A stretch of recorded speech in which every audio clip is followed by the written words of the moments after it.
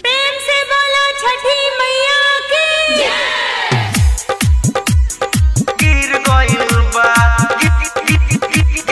गिर गइल बा छठी घाटे गोरावा पिछिल गइल बा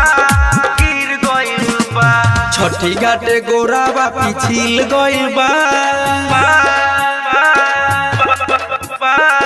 छठी घाटे गोरावा पिछिल गइल बा दौड़ा लेके सखी सैया गिर गइल बा गिर गइल बा गिर गइल बा छठी घाटे गोरावा पिछिल गइल बा दौड़ा लेके सखी सैया गिर गइल बा लुरबे से अखिया हो गिल भइल बा दौड़ा लेके सखी सैया गिर गइल बा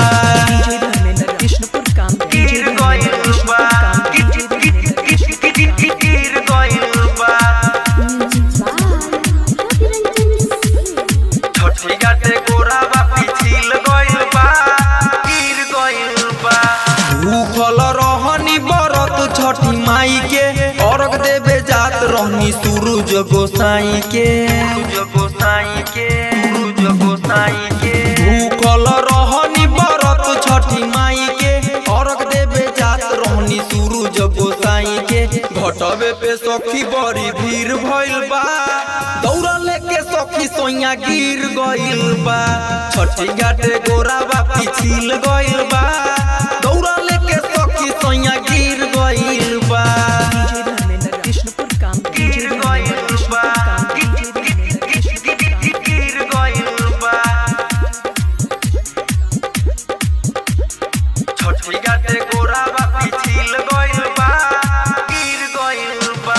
तनिको न बाहा सखी सोइया जी के सुधी का जाने छठी माई देले नइखे बुद्धि तनिको न बाहा सखी सोइया जी के सुधी का जाने छठी माई देले नइखे बुद्धि दुबर पातर एक तो शरीर भइल बा दौड़ा लेके सखी सोइया गिर गइल बा छठी घाटे गोरावा पिछिल गइल बा दौड़ा लेके सखी सोइया गिर गइल बा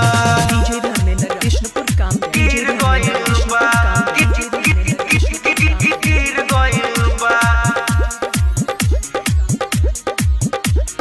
छठी घाटे गोरावा पिछिल गइल बा गिर गइल बा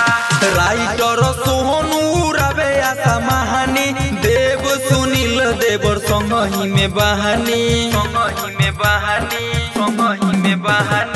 राइटर सोहनु रवे आशा महानी देव सुनील देवर संगही में बहानी गंगा जी के तीरे बड़ी भीड़ भइल बा दौड़ा लेके सखी सोइया गिर गइल बा छठी घाटे गोरावा पिछिल गइल